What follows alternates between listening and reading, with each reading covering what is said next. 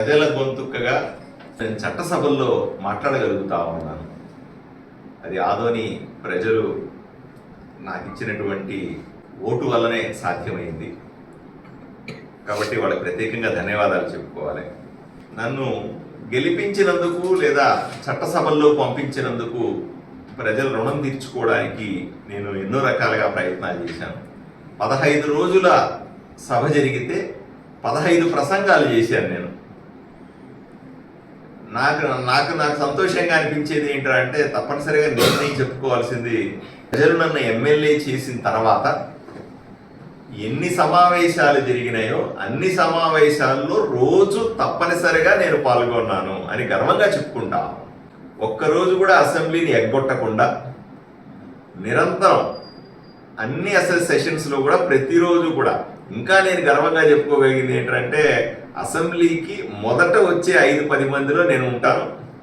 అసెంబ్లీలో నుంచి బయటికి చివరిగా వచ్చే 5-6 మందిలో నేను ఉంటాను. శాంతం అసెంబ్లీలో కూర్చొని ప్రతి ఒక్క చర్చలో పాల్గొనాలనే ఉత్సాహం చూపిస్తాను. ప్రతి ఒక్క చర్చలో మాట్లాడాలనే ప్రయత్నం చేస్తాను. ఇవన్నీ కూడా మీరు చూశారు కూడా. ఈ 15 రోజుల సమావేశాల్లో సుమారుగా 72 గంటల 14 నిమిషాల పాటు శాసనసభ జరిగింది. దాంట్లో 122 మంది శాసనసభ్యులు మాట్లాడినారు. చాలా మంది మాట్లాడలేదు.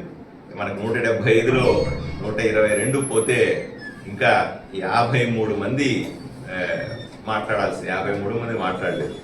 53 మందిలో 11 మంది ఉన్నారు.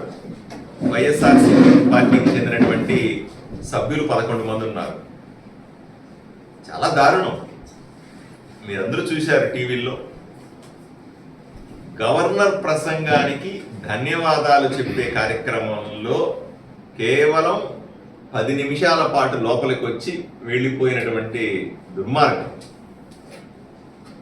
గవర్నర్ ప్రతిష్టాత్మకంగా బడ్జెట్ని చదువుతున్న సందర్భంలో పేపర్లు చించేసి గవర్నర్ మీద విసిరేసినటువంటి దుర్మార్గం.